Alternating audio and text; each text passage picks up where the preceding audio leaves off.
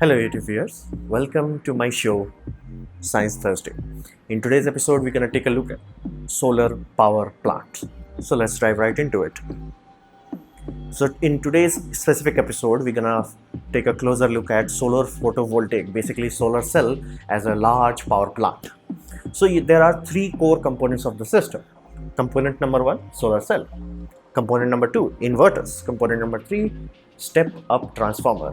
Now you have to, many of you know solar cells are DC, as in direct current, as in like a battery. Now your grid does not run on that, your grid runs on AC current, so it goes to an inverter.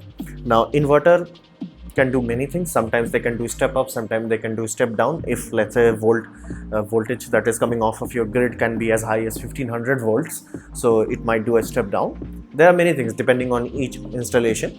So this generally still produces a very low voltage output. There are inverter that can produce grid level, like as in 10 kilovolt, like very high voltage AC, but we generally don't do that because cost of that is way too high.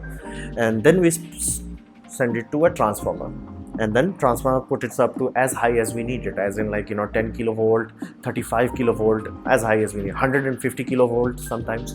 So these are the three core components of the solar system. Now first thing you have to understand, solar cell, as in that's the core element of it. There are three components in it which you have to balance out. Now first element is cost per watt, as in like how much money you have to spend for getting 1 watt of power. It used to be very high. Like, to give you an idea, earlier it used to be $70 to $80 per watt, as in like if you want to buy a solar panel that can give you 1 watt, you might be spending as high as $100. Now this is a simple graph. This is a very short time. I'm not showing you from 1980s to now. I'm showing you from 2009. We used to be at around $1.29, basically $1.29. Now at 2015 roughly, we are at 0.42 cents. Now it has gone down even more, but we are reaching a point where it won't go down to like very low. It will go down, but it won't be like exponential that it used to be. And if you see different colors, these are different types of solar cells overall. And then you have to understand efficiency. Now solar installations, majority of the cost comes from the land, so for that reason we want to make sure it's efficient. Like, efficiency simply means, let's say you have 1 meter square, how much watt you will get out of it, as in like 1 meter square in a good solar cell you can get, let's say, roughly 100 watts, let's just say. Now let's say that's working at 40% efficiency. You buy something that is cheaper per watt, but it's as 20% efficient, you have to put twice the area. So for that reason we also have to pay close attention to efficiency. And then we come to the very crucial part, which is kind of neglected for small scale, but it is very crucial for large scale industrial level applications. It's a lifespan. Now earlier solar cells will lose upwards of 1 to 5% capacity per year, so as you can see they will not last very long. But nowadays you can buy solar cells from reputed manufacturers and they will give you very long warranty, as in they will give you warranty on capacity for 25 years. They will guarantee that you will have upwards of 80% of the output. So let's say you bought a 100 watt solar cell, from date of purchase to 25 years from now, it will still be a 80 watt solar panel. So this is very crucial. This is make sure how long your solar cell can remain there, as in like how quickly you have to replace it. You don't want that to be very high. Now earlier it used to be very high, like you could have there are some scenario where they will only give you 10-year warranty. But for a grid scale, for like if you are investing crores and crores or millions of dollars, or sometimes billions of dollars, you want to make sure that is a investment that's gonna last. For that reason we really pay attention to lifespan. And fourth point I have mentioned here is balance. Like, you have to judge this based on per case, as in like let's say you are in a place where sunlight is not very prominent. Low efficiency solar cells sometimes work very better in like cloudy environment, and where you are going there is cloudy environment, so you might prefer low efficiency solar cells. Or you might be in a place where land is so expensive that you have to make sure it is very efficient. other things also pay attention. Like let's say you are building a small scale grid, and you know for a fact that as of now you can easily build a low lifespan cells that cost you very little, but you can replace it like in 10 years time, and you will get your money back in roughly, let's say, 3-4 years of early investment. So that way you can decide. So thing is, we want best of everything, but there is a balance. Has to be a balance to the universe. Then we come to the inverter and transformer part. Now, inverter has to be pure sine wave. Like you can't have this going into grid. You have to have pure sine wave. Now, pure sine wave inverter used to be very expensive, very costly technology, but the price has come down considerably. And the reason we put that to step up transformer is that the pure sine wave that comes out is still a bit jagged. It's not completely 100% smooth. So sending it through a very big transformer like this smooths it out to almost perfect level. It almost makes it perfect. And this is much more designed to handle like a 24/7 into 5 to 25 years of operation. They are generally a warranty for that long, and some have been going on for 75 years. Yes, that old. So these are the two components that you don't have to worry. Like this is mass production components. We don't have to worry about too much. However, now let's pass the component of the cost. Now cost is solely dependent on the fact what we call grid parity, as in let's say a coal power plant produces electricity, sells it to the grid as in national grid. Now the grid takes energy from all the providers. Like let's say somebody is using a dam, somebody is using a coal power plant. There is a tariff that I have to pay. Like I have to buy that electricity. I'll be like, okay, I'll pay you, let's say 1 cent per kilowatt. For grid level, it's very cheap. So 1 cent per kilowatt. Can your solar cell provide that much? So that's the grid parity. Now, the reason where people are using coal-fired power plant, coal is a depleting resource. Now, you might not worry about, let's say, climate change, but coal is gonna run out. Like, let's say you have done a mine and you are, extracting coal.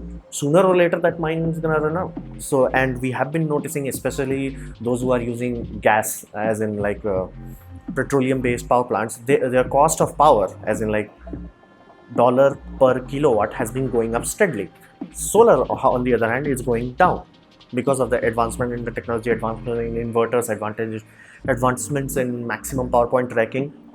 So their prices, however, they haven't crossed yet. They haven't reached a point where solar is cheaper. Not yet. Almost there, but haven't crossed it. So we might think another 5 to 10 years it might cross it. However, to compensate for that, because government knows that if we waited till the parity happens, it's going to be very expensive to build a system, because we're going to be energy negative at that time. So government try to give incentive for many private business ownerships to build their own solar systems. For that reason, they provided what's called tax credit. So either they're gonna buy it at a much higher cost, or they will be like, we're gonna not tax the whole power plant too much. So government taking steps to make sure this becomes a profitable endeavor. Nobody's gonna invest hundreds and thousands of crores or millions of dollars if there is no profit into it. Like, it has to be profit. It cannot be a money sink. So that's why government is investing a lot. China's government also allows very cheap land acquisition. That's why their cost is around roughly $1, where USA cost is roughly $3, simply because of land acquisition and other things are very expensive. And labor is also expensive in USA. So for all that reason, we have to understand that as of now, as I'm making this video in 2018, cost parity hasn't happened everywhere. Like, we are almost there where the cost of coal, petroleum, or even hydropower plant, because those dams are expensive, they are going up. And lack of monsoon is also making sure the rivers are not producing as much power as we are used to. So the cost of there is going up, but solar cost is going down. Now it haven't crossed yet. Like, we haven't crossed it. Once we cross it, then everybody will use solar as primary means of generation. However, all those cost is meaningless because the land cost is idiotically high for solar panel. You need roughly 1 hectare for 1 megawatt. Now 1 hectare is roughly 100 meters. So suffice to say, it depends where you're buying the land. Like, let's say India recently have invested a lot of money in solar systems, and we put it in desert. Nobody was buying that desert land. It has no practical purpose, no agricultural purpose. So we just started using it, and now we are getting 600 megawatts of power out of it. So for all things considered, we have to be mindful of this. The land cost is very expensive. tax credit. Now many countries are removing tax credits because they no longer need it, and they have reached grid parity. However, still some countries like USA and India still has to go some way before we reach price parity basically. So what we can expect in the future? Now you have to understand, it is the best energy resource that we have, that is renewable. Now why I'm saying this, not wind is that simply if you want hundreds and hundreds of megawatt of wind, the turbine, the blade that you get, that wind tower, it's idiotically expensive. The capital cost is ludicrously high, and they do not make sense everywhere. Like almost everywhere where human is, solar panels will work. They might not work to 100% efficiency, but they will work. They will give you power. You might have to make 3 times larger area or 2 times larger area, but you will get power out of it, and sun will shine every day. And if you are, let's say, in case of India, Rajasthan is almost a desert area, so that whole land can be converted into solar farms, and will get enough power to run entire India for the day. So, and we can run coal power plants at night to handle out the load, or we can use hydropower plants where India gets most of its power from. So all those things considered, as of now, as we speak to you, this is the best power renewable resource we have. India already has the biggest power plant. However, I don't think this will gonna last for very long, because there are other plants that China is working on that will be around 2000 megawatts. Links in the description below. And the future of it, I am seeing mixed use, basically where they're going to use the solar, but they're also going to use the land. Now this is my personal favorite, India's first 1 megawatt canal top solar panels. Basically land cost is very high, but canals are already government owned. So government was like, okay, we already own the land, it has water running on it, water evaporates. Since we are sending that water to deserts, we want to make sure the water does not evaporate. How about we cover that place up with solar panels? Land acquisition cost was down. Now because water is running on the bottom, the temperature of the cells would be relatively less. Like, not like, if you put cell on raw ground, it's gonna be like 30 degrees Celsius, you're gonna get 10 degrees Celsius on water. No, but you're gonna get some serious energy savings, because your water is cooling the solar panel. Now if it cools it down to, let's say, 25 degrees Celsius, from 30 to 25 degrees Celsius, you're gonna get more efficiency. Your cells will work longer and they will provide more power, and land acquisition is already taken care of. So this not only saves water because it blocks water evaporation, it also provides electricity. So it's multi-use, basically dual profit. There are other systems where people who are agriculturally active, they don't want to let go of their land, but they are growing crops that are shade resistant. Basically they do not need direct sunlight. Not every plant can be grown like this, but some thrive in this sort of environment, as you can see in this picture. So what they did is put a long post, and on top of the post they will put the solar panels, and below they will do the gardening or whatever they need to do. They can do hydroponics, they can do a little bit of farming. That, however, the capital cost of both of these is quite high, so that's why you don't see them as of now. Capital cost is a bit high. So once we cross that price parity, these will start showing up more and more. They will make more sense at that point. So this was my episode on solar power.